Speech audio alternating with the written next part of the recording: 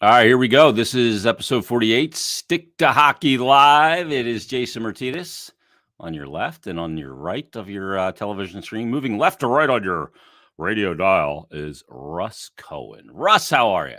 Doing good. Doing good. We're in the last turn, as you would like to say, maybe on your F1 podcast, Stick to F1. We're in the final turn here, so The it's penultimate corner. it's getting important now. I gotta say, you dressed up your set there at the home studio. It looks good. You got a little Yeah, yeah, brick, exposed brick. yeah. It's a little bit more. I About have time my you upgraded from the vertical blinds and blinding me, yeah making you a silhouette. my Grogu cup. There you go. Um, what a wild season so far. We haven't talked in a while, but there's like 18 players or something on a 100-point pace this year, Yeah, including Matthew Tkachuk, who's been unreal. That team is not doing well. they're I not a mean, good team. scoring up again, Russ. Is this the effect of them shrinking that equipment a few years ago? And we're starting to see it really come to fruition a little bit. I think it's the equipment shrinking. I think it's more power plays. I don't have the stat in front of me if there are more, but I feel like there's more. Yeah, It feels like teams are now getting almost 3 power plays each a game on average. yeah. And so I feel like that's up.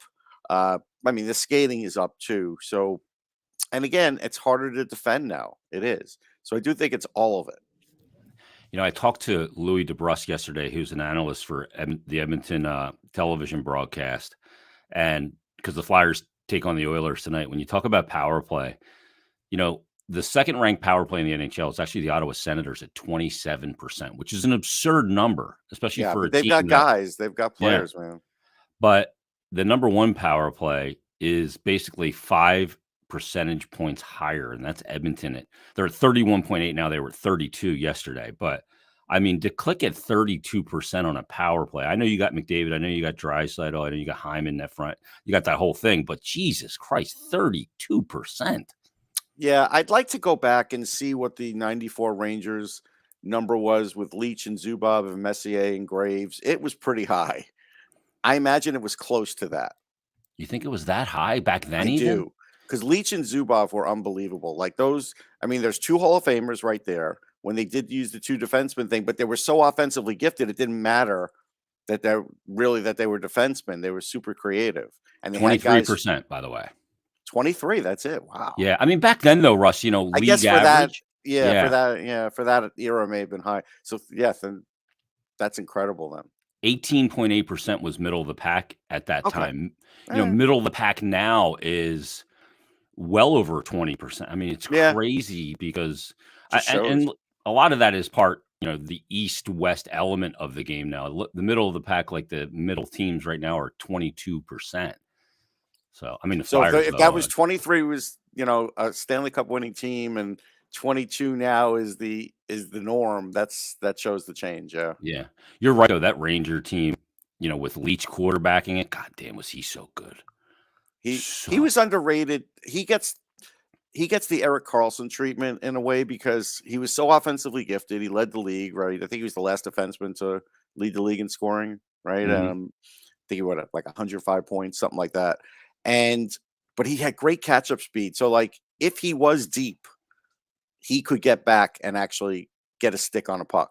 Yeah. And people don't seem to want to remember that. And Carlson gets, was similarly maligned when he was in the high point of his career, or even now. Now he's back to the high point of his career. Yeah, how did that happen, Russ? How the hell is Eric Carlson doing what he's doing this year? I mean, he's well over a point per game player. He's on a bad team, I get it. But Jesus, I mean, he's got like 62 points, I think, or 69 points. And it's like this massive resurgence that I didn't see coming at all. I didn't No, think I he don't could think ever get back to anybody. anything like this. I don't think anybody saw it coming. Um, here's what. 69 points in 52 games, Russ. He's got 52 assists on the season. Yeah, I've spoken to a few people, and there's a guy, Pat Malloy, who trains hockey players. I've told you he's worked with Giroux. He works with Eric Carlson. He would never take full credit for Eric Carlson with his comeback or anything like that. He's not that kind of guy. But I've spoken to people about him, and apparently, he's had an effect on him, a good effect. And Carlson's Carlson, and he's healthy. And I think it's all of those things. So, it's a it's an amazing story. It's like, Eric Carlson always had it in him, and then, you get a little help too, and there you go. Yeah, Timo Meyer's been big for them. I mean, he's 32. He's not ancient especially by defenseman standards, but he had such significant injuries for that period of time. One of the problems with the NHL, though, Russ, is the fact that it's insanely difficult to move him. Like, you see what's going on in the NBA right now and all this player movement, and the NBA has a salary cap and system that makes that possible. And that trades of big magnitude like that, like Kyrie Irving and a trade of a player like Eric Carlson, and not just guys in their final year like Kane and Taves and others, is exciting for the league.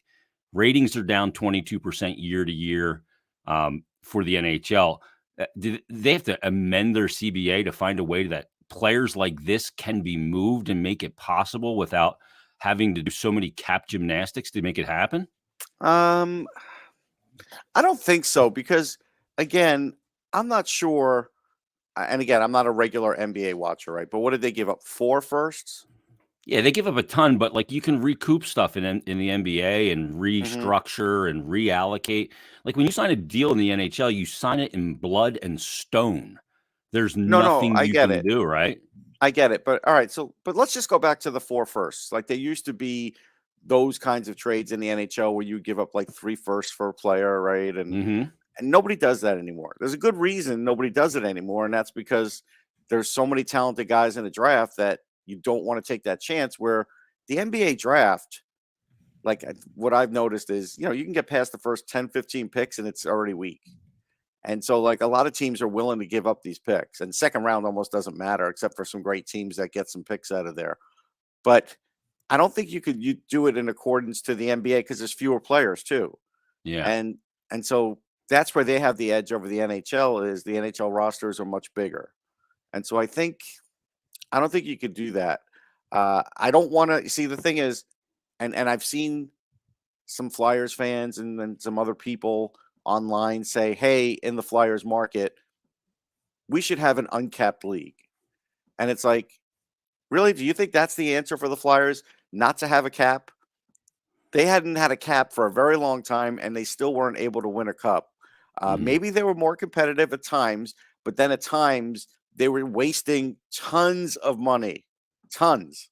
You go back and look at some of those contracts, and it's outrageous what some guys were getting for very little production or even no production because of injury and other things.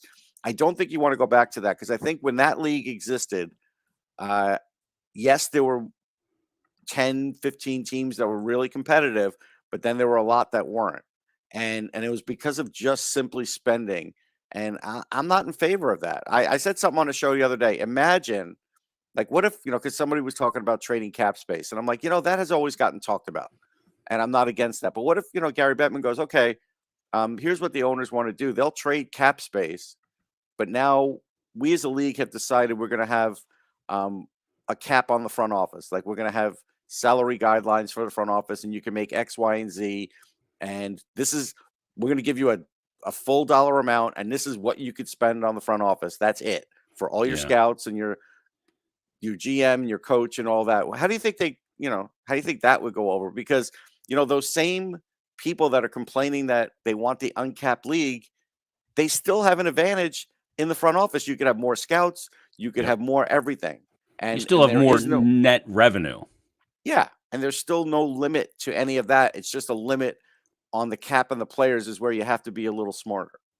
Yeah. And, an uncapped league, that was one of the things that conditioned Flyers fans thinking to this day. It still has an effect. And really, Philly sports fans, when there's a shiny piece out there, we're in the mix to get it. Even if that shiny piece, the luster is gone. How many players did the Flyers sign? It was the right player at the wrong time in his career. Adam Oh Oates. yeah. I mean, you look at I'm going to give you the Howard classic one. Chuck and I'm going Coffee. I mean, the list is crazy. I'm going to give you the classic one. It was John Van Beesbrook.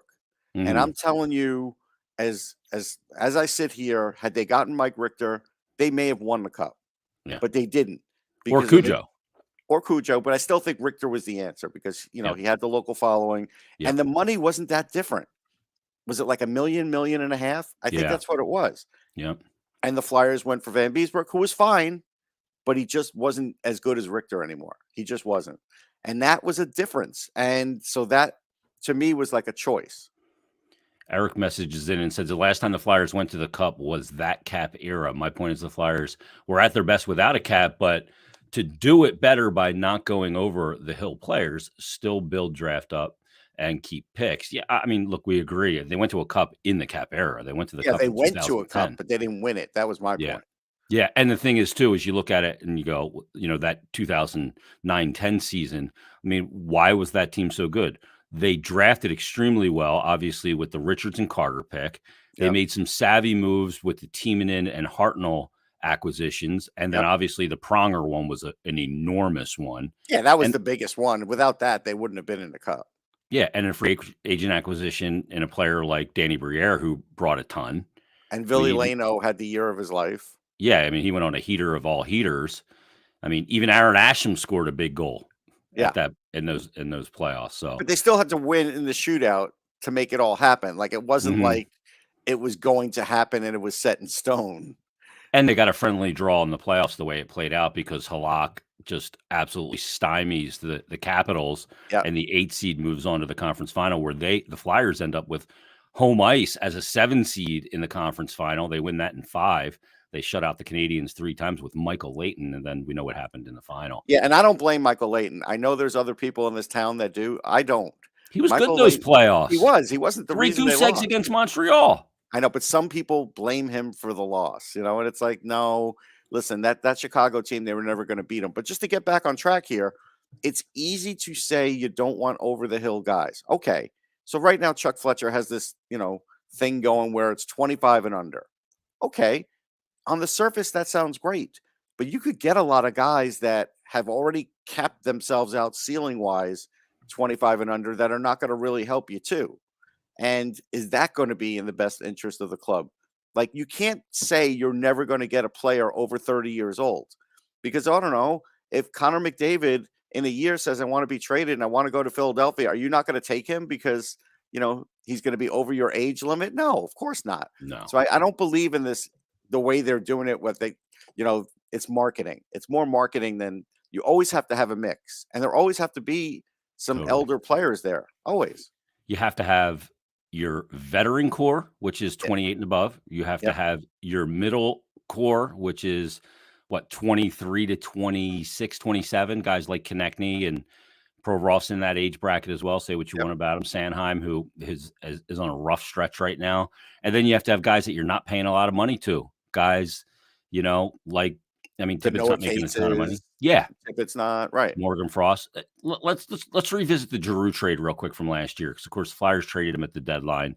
They get a first-round pick in the 24 draft or 25 and a third-round pick for and Endo and Tippett for Claude Giroux. Looking back on that, a lot of people really crapped on that deal at the time, Russ, because they felt they should have got more. But it's a tough situation because G was only going to waive the clause for one team. He went to the President's Trophy winning team. People go, oh, you should have went to Colorado. That's easy in hindsight to say because they won the Cup. But he went to a team that won the President's Trophy, but just happened to run into a continued buzzsaw in Tampa and didn't make it. So when you look back on that deal, I think they did pretty well because I really like Tippett as a player not because of the scoring ability and the shot ability and the size, but really, Russ, the thing that's turned me the most with Tippett is the skating.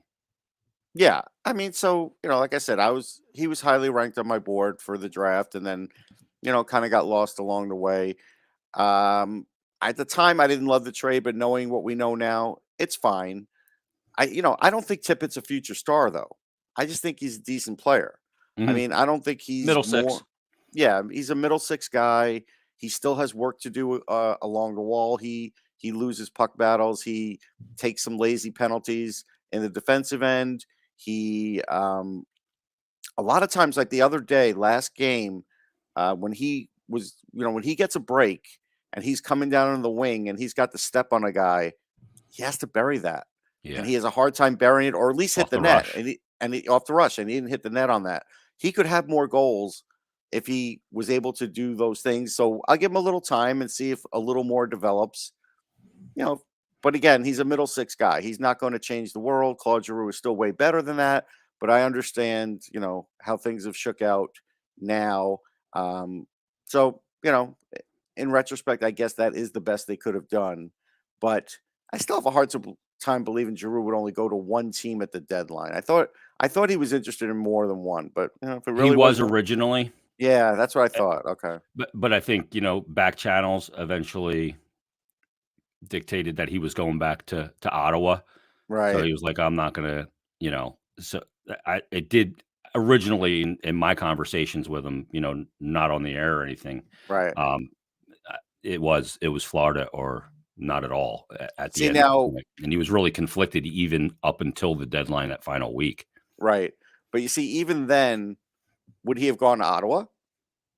No, he was going to a playoff team, and that So was he it. wanted to be on a playoff team then. Yeah, Yeah, so I mean, and Ottawa wasn't interested in a rental at that. He would yeah, have been considered a rental. They based weren't on gonna give that, anything up. I can't quibble. I like a couple prospects who aren't up in the NHL yet, but it doesn't even matter. Right now they're getting some production at a Tippett, and that's fine. I mean, that's probably the best they could have done. You know what he needs to work on, Russ Tip, is working on finishing in close and being a little bit more of a power forward. When he gets on He some of doesn't go to the those, net a lot. It's true. yeah, he needs to go there a little bit harder, I think. Like Yeah, on some of those, off the rush chances, if you don't have the clear ability to take the shot or you're on your off wing and you can't pull it, you got to get the shoulder down and drive hard with the puck to the net and have that finish ability close to the net. It's the one thing he needs to develop. If he can do that, he's a true power forward. Let me ask you the one about thing Cam. Go one ahead. thing I'll add to that is, because I'm going to look up the number now. We have to remember this is an odd year where he is going to get an inordinate amount of power play time and everything else. But as time goes on and the team gets better, that's not going to be the case. So what will happen if his minutes drop in those areas? That's you have to ask yourself that question he Legit. Yep. unless he could stay in that and earn that. That's the thing I worry about down the line because Yeah, right does Cutter now, Gauthier take his spot on number 1 PP? yeah, Like, you I gotta look mean, at that. yeah, yeah, in a couple of years, that's what you're looking at, and so those are legit things because right now he's getting more ice time than he ever has, and so you Yep, do wonder, that is a thing. Right now, he's got to really take advantage. He's having his best year, so that's yep. great. Let's see where it ends up. Cam York has been kinda all over the deep hairs, for the Flyers, since he's been called up this year, started the year with the Phantoms. He's starting to show a lot more assertiveness in his offensive game and joining the rush. We'd like to see Sanheim join the rush again at some point, but when he's playing with D'Angelo, you can't. No, But, what have you seen out of York? I think he's made a big jump, even though the points aren't, he doesn't have a ton of points. But to me, the eye test with him shows that he's a player that is really making a progressive step forward this year. yeah, and he's had to play the offside too, right? So, Yeah. so He I said think he wants to play center D. He said Morgan Frosty told yeah, him he should play center D. So in yeah, the offensive zone, he should play the right side because of the advantage of the stick in the middle of the ice. But in the right, defensive zone, he should move to left. So Frosty right. said, "We need to create center D for you." Yeah, yeah, yeah. Which isn't going to happen in a Torts world. But, No. I think he's made the adjustment pretty well. And I knew he could play at this level. Now, the question is going to be, is he still physically strong enough winning battles? No. So that's something that even, at the age of 22, he can improve on. That's one thing. Uh, I really don't feel like he's done enough on the power play for his power play time. I think, his shot still is not what I want it to be. I can't He can whip it, but he needs to hit the net more yeah, and find a lane. he doesn't hit the net enough, and I can't really make him a point guy in the future. Like when D'Angelo's gone, if York is the same as this, there's somebody else that's going to be at the point. They might even use Cutter Gauthier at the point instead of him because the shot's just that much better. So that's where I feel like that has to improve. Everything else has been pretty good. I mean, I think he's been defensively responsible. I think he is getting the loose pucks. He's making smart decisions. But I also think we're at a point soon where the rubber meets the road and you realize, okay, when they got him, maybe the hype was a little bit too much for the offensive numbers. And Mhm. he's not Dan Boyle. I will disagree with Torts all day long on that. So, maybe his ceiling is about 35, 40 points. That's Um, probably his ceiling. we've mentioned Gauthier a couple times now. You watch a lot of the collegiate game. Yep. Does he come out after this year, Russ, or do you send No, him back for another? I no, send him back for another. he goes back for another. Two simple reasons. For one, there's no And way that's not Torts. an indictment on him as a player. He's been No, he's great. having a really good year. Yeah. First thing is, there's no way Torts lets him be a center coming in. No way. No, too much responsibility. And Will Smith is going to BC. That's a buddy of his. He'll Mhm. get to play with him. Maybe they'll have a chance at a championship. Another year playing center, which is good. It's not like Pierre-Luc Dubois just got airlifted into the NHL after 1 year at center too. I think he played a little bit longer than that. May have been just 1 year, but I think it was a little longer. But either way, I just feel like it's only going to benefit him, and there's no reason to come in next year when the team's maybe going to be marginally better, but still kind of in that mushy middle. So I'm waiting. I want him to have a chance to win a national championship. I want him to do even better than he's doing this year. And somebody might say, "Well, he's got 14 goals and 24 points in 22 games, Russ. What the hell are you talking about?" Well, I'll tell you what I'm talking about, and that is, so if I look up Adam Fantilli, who at the age of 18 has 45 points in 24 games and Yeah. 17 goals. That's true dominance, and that's at a much younger age. So I want to put in perspective what that might look like, because it's easy to say, "Hey, Cutter Gauthier is tearing up college, bring him over." But Fantilli's really tearing up college. Gauthier is having a tremendous season, but he can improve on that, but he could really improve his overall game. So I want him to do that. Getting good coaching there too. Oh, yeah, he's getting good coaching. He's going to have some teammates that he likes. That so I mean, not that he likes, that he's played with before, that are super, almost superstar caliber for the college game. I think Will Smith will do great there. So yeah, just stay in college another year. There's no There's reason no to come rush. over yet. There Yeah. really is no rush, and I don't think he is going to be rushed. Like, maybe the Flyers ask him and hope that he says yes, but I think he's going to tell them, I'm going to stay here another year. I want to play this for you, and I want to wrap up on Torch real quick. But this was Torch the other Okay. day talking about his team and their identity, and a word that I think we're going to hear a lot of called belief. So here's Torch. How well do you feel like the team is starting to develop some sort of identity? Well, I think they're growing. I think they see where we can be successful as far as the consistency, how we play, the areas that I think we've improved on, have to continue to improve on. I think with players, you need results, and for them to have a belief, and belief is the most important thing in developing an identity. And I thought as we went through the month, I just thought we were more consistent in who we were as far as the hardness of it. So hope it continues. I don't know. You never know. It could fall off the rails. But that is our job as coaches, is just trying to keep us consistent and keep on building. With so many young players. Oh, he talks about belief, the players, needing results to develop belief. What do you think of the job he's done so far?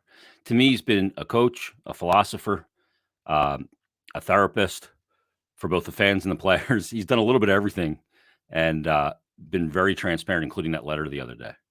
Yeah, so he's improved them. I could tell you that the whole team does not believe in it. You could see it on the ice. So they haven't solved that problem yet. Maybe at the trade deadline that'll help solve more of that. But there are players that clearly aren't buying in. There's that. I brought up something the other day. If you want to be this all-encompassing guy, what he could have done on the break was what Daryl Sutter did, and went on the road with the Wranglers for a couple games and went and checked out those players for himself. But Torts isn't going to do that. So Torts isn't doing that, and I don't know how much he really talks to Lappy at all. And you could see that there's a clear disconnect because, like, as an example, the Phantoms, while they do have more AHL all-star kind of players than they used to, the lifers, they're also taking up some spots. You want some young players to play down there, and there's a fine juggling act that's going on there. As an example, I wrote about Ronnie Adert for Philly Hockey Now, and he's not even on the top pairing. Del Pidio is. And it's like, okay, Yeah, I Delpito is get not it. a future piece. No, and I get it. He's helping your team now, but you know what? Ronnie Adder needs to be in that spot. If you want Mhm. him to really truly challenge for something, next year for the team, then he needs to play that spot because, second pairing in the AHL is not even third pairing most times in the NHL. So, and that's where he would be on the third pair. So, the challenges need to be different for some of those guys. So, my problem is like when I see that the Phantoms, and we do on Locked On Flyers, we do like a weekly Phantoms chat, and they're second worst or third worst in the PK, and the Flyers have improved dramatically in the PK. So that's how I know the two coaches don't talk enough, and if at all. And so that's for me is still a huge disconnect. And I get it. Torts always has the thing like, let me worry about this. You guys worry about that. And when I need help, I'll call you. That's fine. But even now, after the deadline, there's going to be a point where I'm going to start questioning how much time does Nick Seeler need to get? How much Yeah. time are you going to sign Nick Seeler long term? Is this a guy now that you think is a long term guy? Now, if Torts likes him, it may happen. I might disagree, but this is the part of Torts now where I think he has to Be a little start. malleable. Yeah, he has to start looking down the road a little bit. And you have created something good here, and the team does battle for the most part. But again, last game after the morning press conference where he said they need to come out hard and come off this break hard and everything else, they got killed for 10, 12 minutes, destroyed. Now, Yeah. luckily, it was only one goal, but they got destroyed and dominated. And that's what tells me there's still a ton of work to do. Yeah, there absolutely is. There's a long way to go, and we got to find out first and foremost if resiliency and a new culture plays 82 games because there's Right. 30 left. Yeah. That's a Oh, big yeah. key. Yeah, That's a big key. And I think that's why Torts, believe it or not, in that clip said, "Well, we could fall off a cliff," because I think he also recognizes that. He feels it. Yeah. Yeah. Yeah, he feels like the footing is not super secure in this situation. It's Yeah. taken a step forward with January, yes, but is it? Are you got anchors in the side of the mountain? No. Yeah. You could still end up falling off the mountain. Russ, what's on sportsology.com? Sportsology.com. Actually, today there's going to be something about the Super Bowl. I interviewed Jill Gonzalez, who's also a comedian, but she works for a place called Wallet Hub. We talked about a lot of the the different financial aspects of the Super Bowl. My new draft rankings are up there on Hockeyology, so that's up there. So those things, there'll be some baseball coming now that we have baseball in another week. You don't really care about that, but I do. Nope.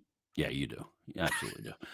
Follow Russ on Twitter at Sportsology. Follow him. Go to his website, sportsology.com. Thanks for doing this, brother. We'll talk next week's or next couple weeks. All right. See you then. There he is. Russ Cohen at Sportsology. We got something coming back for you today that we haven't had in a long time. We're going to make you some money. So how about we have a return visit with our man? We'll be bringing him on weekly once again. It is time for Tone.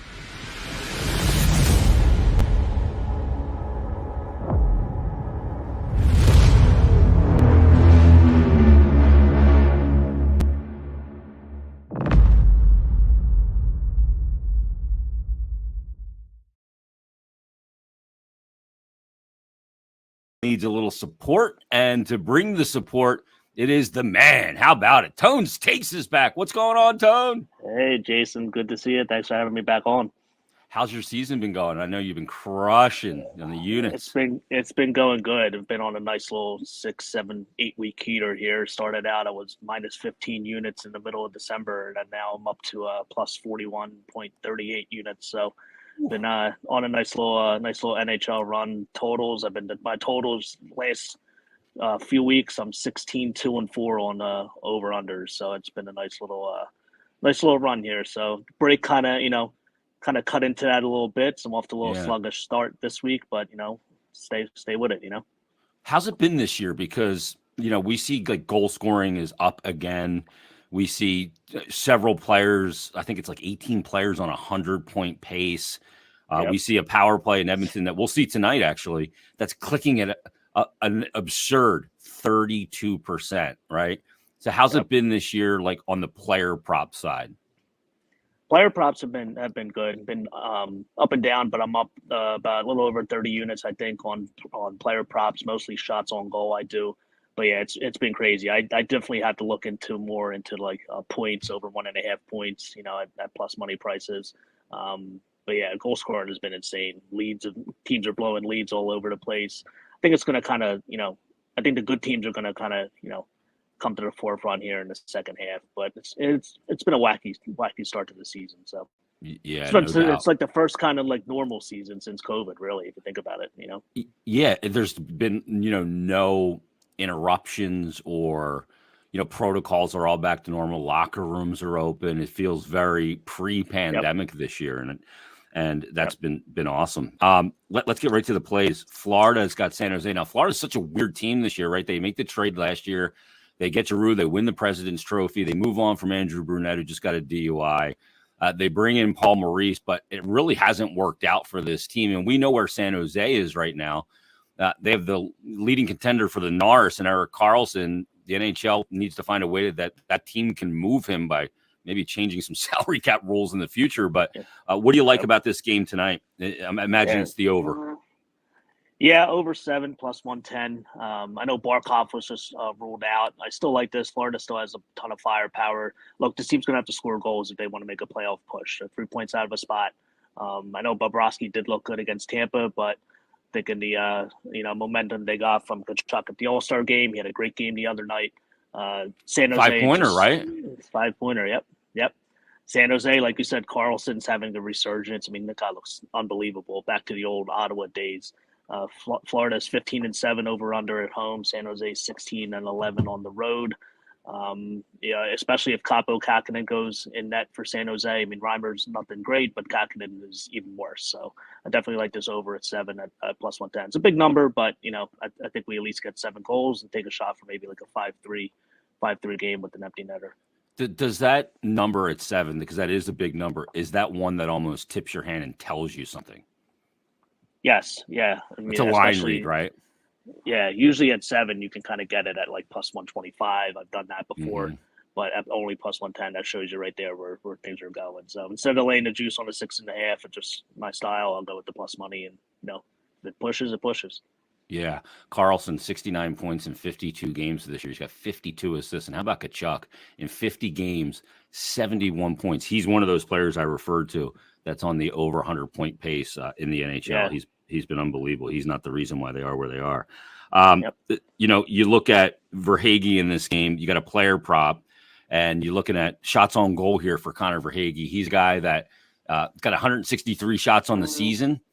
You like him on an over 3.5 shots on goal in the game? Yeah, what a pickup this guy has been for them. Yeah. Leads them with 28 goals. He's hit this in 8 of his last 10. Last 5 at home, he's hit this. He averages 3.4 shots on goal per game at home, 5.3 attempts. San Jose is giving up about 32 shots per game on the road.